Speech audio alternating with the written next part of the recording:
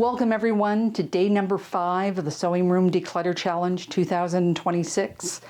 I'm Karen Brown of Just Get It Down Quilts, and together we're going to clear out the unwelcome, the unwanted, and the no longer necessary to make space for a year full of creativity, clarity, and joy.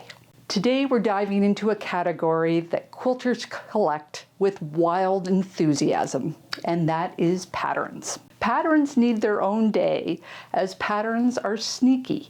They're small, lightweight, often just one sheet or a downloadable PDF that you forget that you even purchased. Over time, they become hundreds of printed sheets, folders bursting at the seams, files scattered across your computer, and a long list of quilts that you think you might make one day. But here's the truth.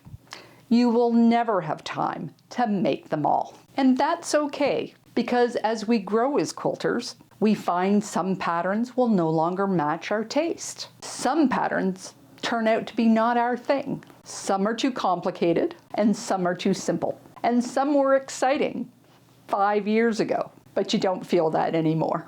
So, as in previous days, step 1 is setting your timer. You choose the interval that works for you before you need a break or a rest. And I think today is a 15-minute day for me. So step 2, define your pattern capacity. For me, my loose patterns must fit into this one magazine box. For you, it might be a binder, a drawer, or a shelf. Choose your container, and that is the capacity. What doesn't fit has to go. It's not judgment, it's just intentionality. Some quilters, like me, just love the beginning and figuring out the pattern and the planning. Others love following the pattern and diving into making it. If patterns are your happy place, give them the space on the shelf they deserve. Step 3 is to sort and cull. And one important thing before you do anything is any patterns that you've already made, we're going to put aside and deal with them tomorrow. So gather all your patterns. So those hard copies, those worksheet handouts, those freebies, the binders, the envelopes, everything. Bring them all together so you know what you're dealing with. So what is the question of the day? Now comes the filter, and this is a big one, so pay attention. You're not asking, can I make this? But instead, ask yourself if you want to make it. This one question changes everything. With the limited time in your sewing life, does this quilt idea excite you? Does it spark joy? Does it fit your current style? Would you be happy investing your money and time into it? You can write these questions down if it helps, because sometimes our brains talk us in circles. Watch for the classic trap. It's just one sheet of paper. It doesn't take up much space. I could make this for my sister, or maybe my neighbor might want that, or that friend that I owe a quilt to. And suddenly, a random pattern becomes a new obligation. Stay focused and ask this question again.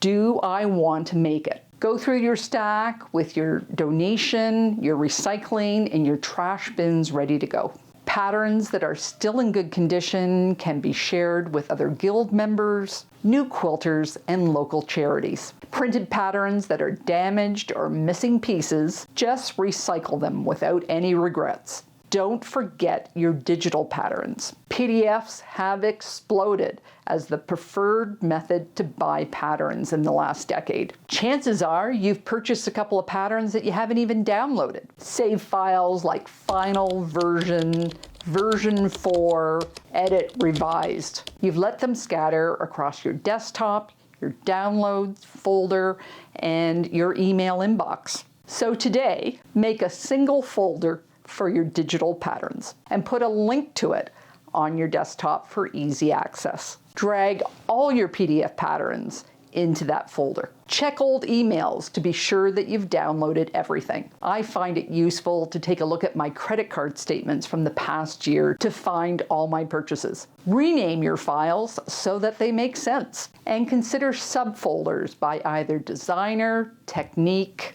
or style. If other items come to mind, be sure to add them to your squirrel list. Don't let them derail today's challenge. And if you do garment sewing or other crafts, you may need another session for those. And when you finish decluttering your physical and digital patterns, be sure to reward yourself with some sewing on your Declutter Challenge project.